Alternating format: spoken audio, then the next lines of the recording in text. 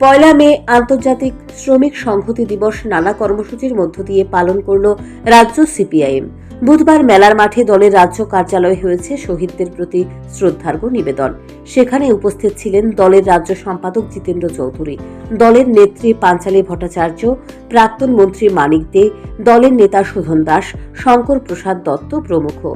সেখানে সাংবাদিকদের সঙ্গে এই দিনটির গুরুত্ব ব্যাখ্যা করতে গিয়ে সিপিআইএম রাজ্য সম্পাদক জিতেন্দ্র চৌধুরী বলেন, আন্তর্জাতিক শ্রমিক দিবস শুধুমাত্র রাজ্যেই হচ্ছে এমনটা নয়, দেশ এবং বিদেশের বহু স্থানে দিনটি শ্রমিকদের জন্য পালন করা হয়েছে।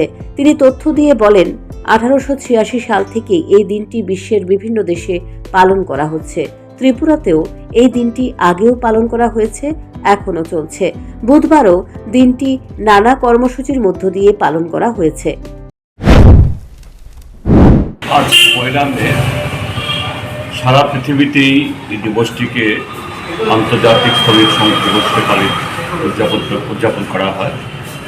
আমরাও আজকে ভারতের কমিউনিস্ট পার্টি মার্ক্সবাদীর রাজ্য দপ্তরে পতাকা উত্তোলনের মধ্য দিয়ে এবং শুধু 1886 নয়, তার পরবর্তী সময়তে বিগত 137 বছরে লাখো শ্রমিক এই সমাজে মানুষের অধিকারকে আরও সুরক্ষিত মজবুত করার জন্য যারা জীবন দিয়েছেন তাদের অনুসরণ করেছে।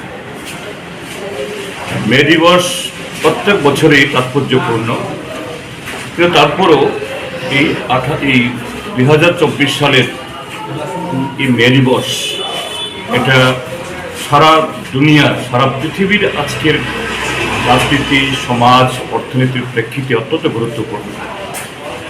এটা এই কারণে, গত এক দশকে আমাদের পৃথিবীতে 3 জন অতি স্বৈরাচারী নায়কের উত্থান হয়েছে। তার মধ্যে একজন হলো ডোনাল্ড ট্রাম্প, আমেরিকা, ইতিমধ্যে তার পতন ঘটেছে। দ্বিতীয়জন হলো ব্রাজিলের জাইর বলসোনারো, তারও পতন হয়েছে, অর্থাৎ। তবে বাম শাসনের রাজ্যে যেভাবে ঘটা করে মে দিবস পালন করা হতো, এখন ভাজপার শাসনে নেই বললেই চলে।